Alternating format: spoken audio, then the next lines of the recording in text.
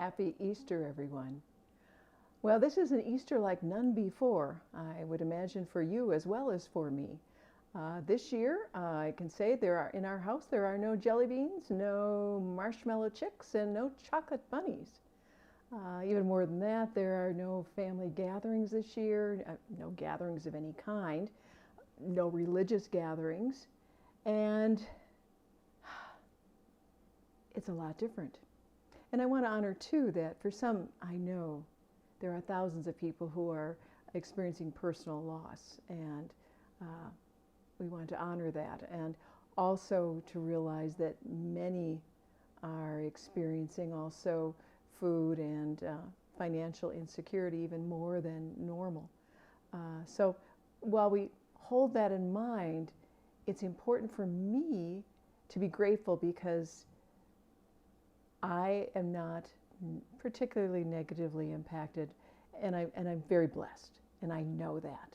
So I hold on to that because these days, however we're using them, are gifts, like every day.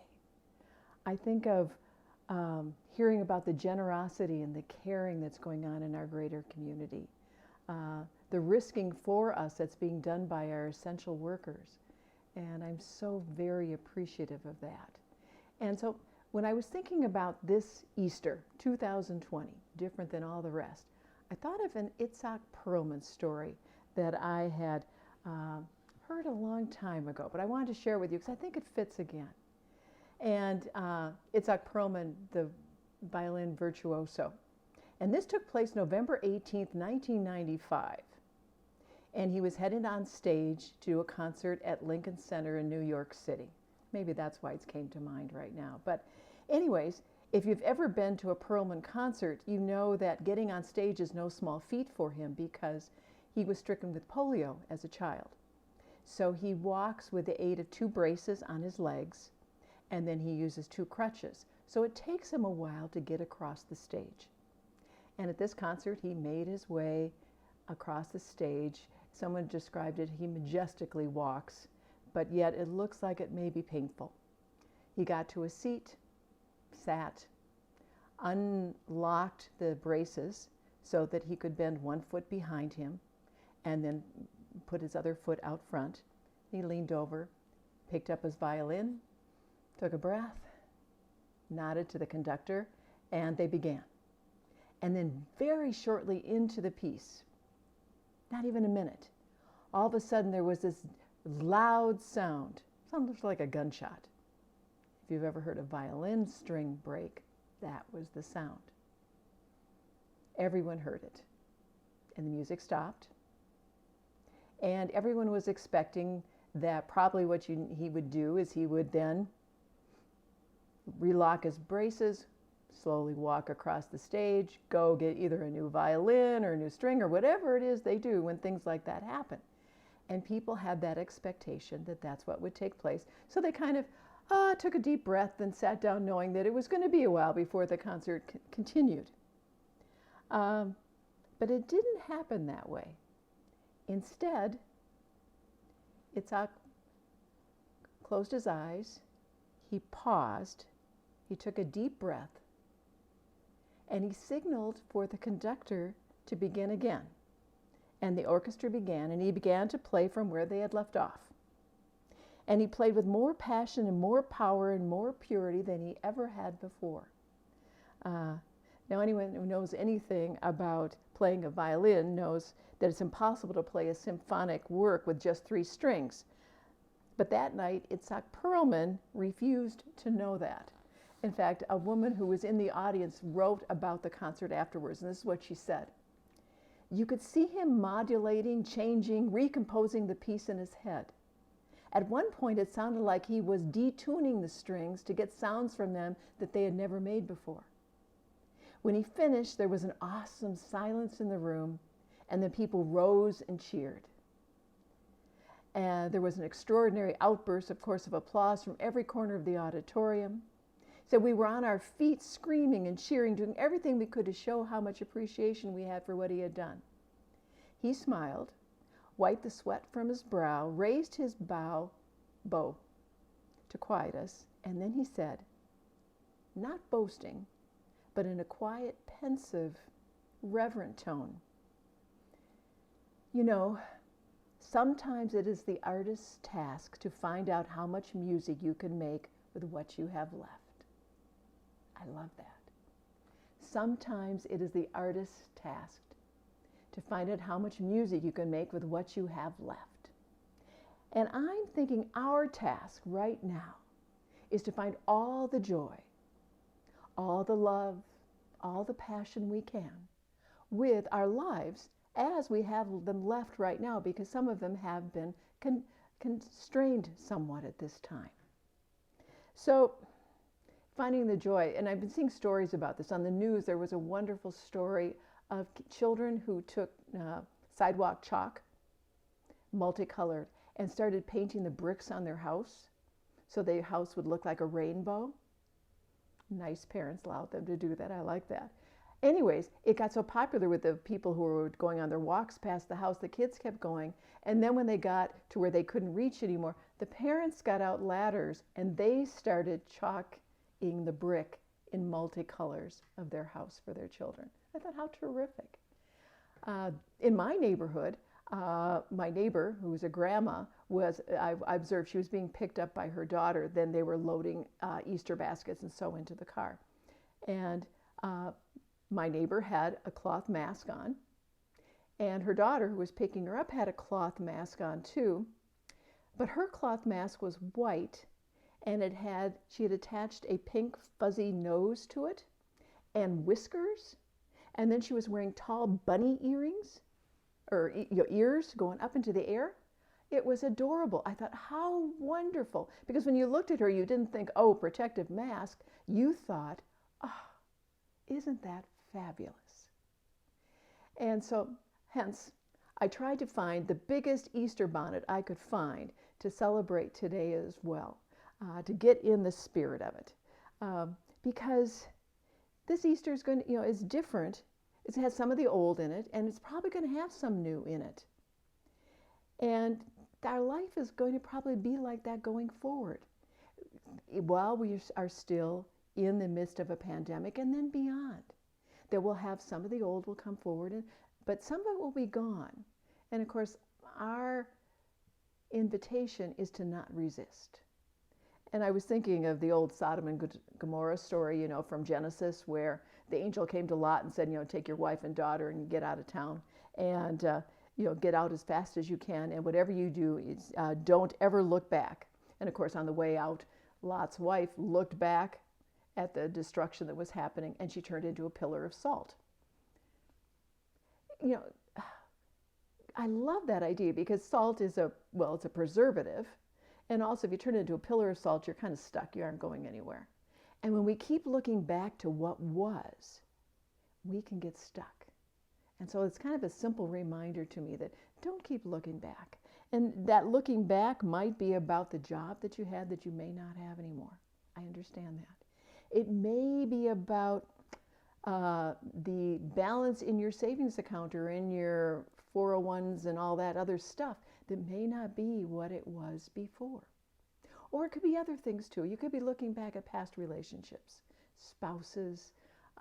You could be looking back at your youth and going, well, that's not what it was now, what it was before.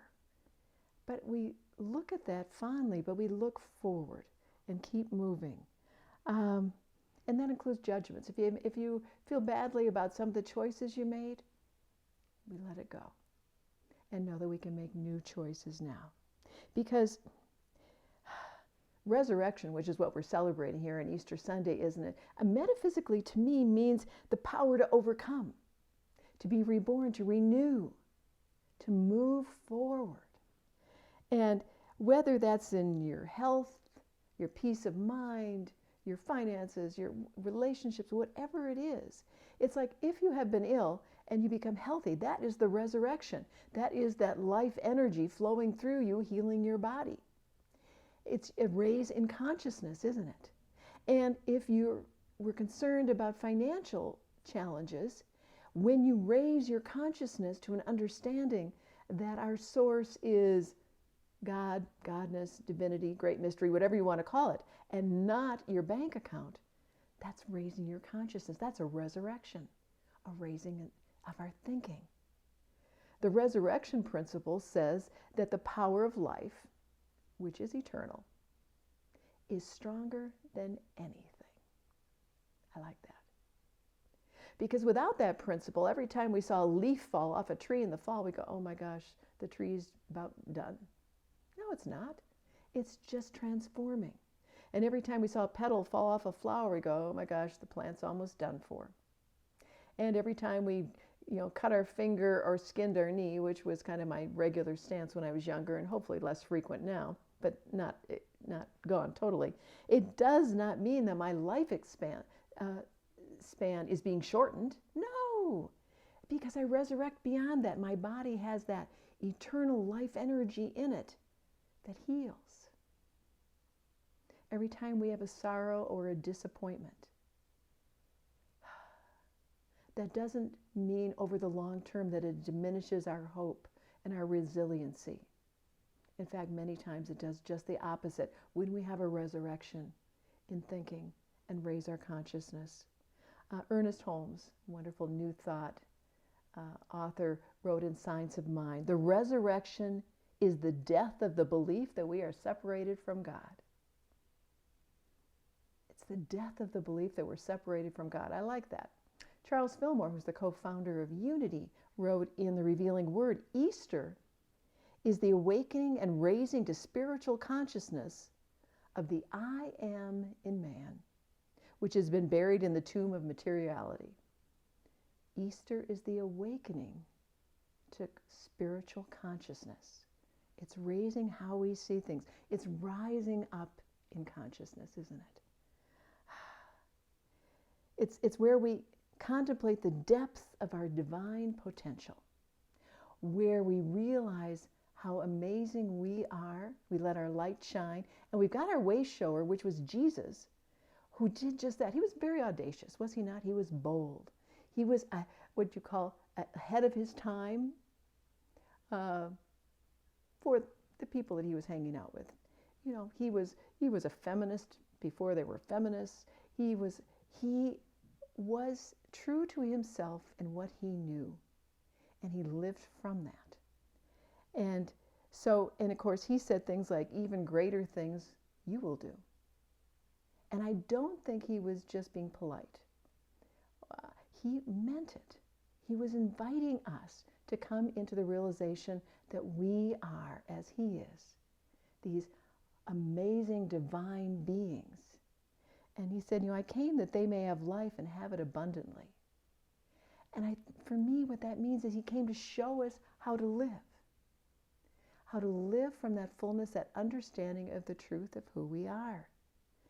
And sometimes that can be a challenge, because we all have these wonderful gifts, don't we, that we use. It may be that we're the most fabulous parent in the world. It may be that we're a great musician like Itzhak Perlman. Whatever it is that your gift is, that you are here to express and to share with the world. It's unique from everybody else. And sometimes, I was influenced early in my life by others. I was pretty easily influenced, and that's okay. And I remember when I was 17, and actually I was in a beauty contest, Miss St. Louis Park, as were many of my friends.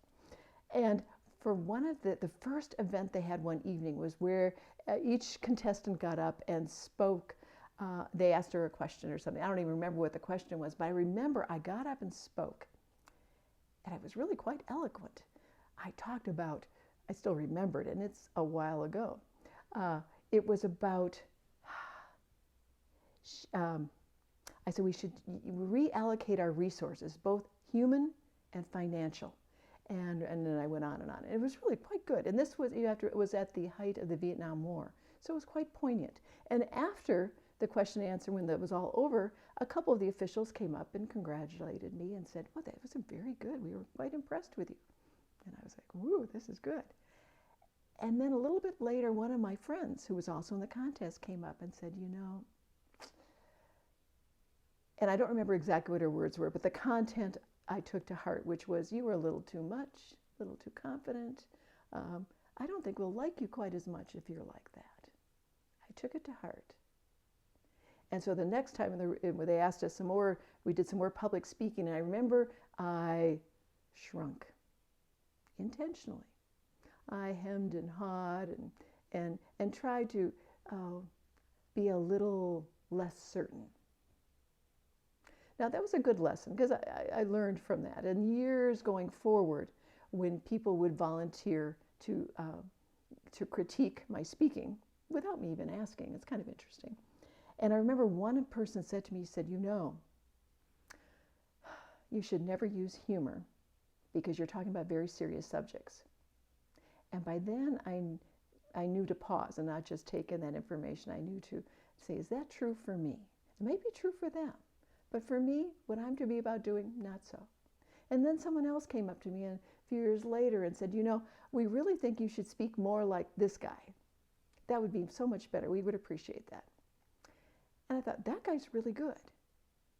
But he's already there. He already exists. He does what he does. I don't need, why would there be duplication? Why would I be another him? I just get to be me. And so I learned from that. And so, you know, it's like when we discover whatever it is that we are to be about here on this planet doing, it's like to be bold and to step forward courageously and be about whatever that is. You know, our invitation is to boldly follow Jesus' example, not so much to worship him, you know, because the thing is, it's easier to worship somebody than it is to raise your consciousness and live from that, isn't it? It really is. But I don't think that's what we're here for. So, I always like to share this story at this time of year, and I think it's fitting. And it's from Illusions by Richard Bach, and it's the fable or the story that leads off the book. And I'll share it with you. It says, once there lived a village of creatures along the bottom of a great crystal river. The current of the river swept silently over them all, young and old, rich and poor, good and evil. The current going its own way, knowing only its own crystal self. Each creature in its own manner clung tightly to the twigs and rocks of the bottom of the river, for clinging was their way of life, and resisting the current what each had learned from birth. But one creature said at last, I'm tired of clinging. Though I cannot see it with my eyes, I trust that the current knows where it is going. I shall let go and let it take me where it will. Clinging, I shall die of boredom. The other creatures laughed and said, Fool, let go and that current you worship will throw you humbled and smashed across the rocks, and you will die quicker than boredom. But the one heeded them not, and taking a breath did let go, and at once was tumbled and smashed by the current across the rocks. Yet in time, as the creature refused to cling again, the current lifted him free from the bottom, and he was bruised and hurt no more. And the creatures downstream, to whom he was a stranger, cried, See a miracle! A creature like ourselves, yet he flies. See the Messiah come to save us all. And the one carried in the current said, I am no more a Messiah than you. The river delights to lift us free, if only we dare let go. Our true work is this journey, this adventure. But they cried the more, Savior, all the while clinging to the rocks. And when they looked again, he was gone, and they were left alone making legends about a Messiah. I love that story. And I was thinking about it because, of course, we're talking about downstream when talks about the current, of course. What is the current? The current, of course, is the divine God, whatever it is, that flows over everybody, provides us with everything. And then we resist it. It said, from birth they learn to cling to the bottom, to cling to the twigs. And I can see that. It's sort of like I grow up and I become more and more cautious in how I live my life and less trusting. And so then we're invited, like the trusting one, to let go into the flow and believe that what happens will be for our good. Um, and of course, I love the story that he then goes downstream, of course, and the others are looking at him floating free and thinking that can't be us. That must be something different than us. Therefore, it's a Messiah, and they made legends about a Messiah. Because my guess is Jesus didn't come here to be a legend. He came to be a way shower. He came to be an example of what is also can be true for us as we resurrect our consciousness and raise it from the human focus into incorporating in our own spiritual understanding of the divinity that we are. In modern times, a mystic from India, Sai Baba, he's wonderful. He was able to manifest solid form from the formless. And people who were near him experienced healings. Sounds familiar, doesn't it? A lot like Jesus.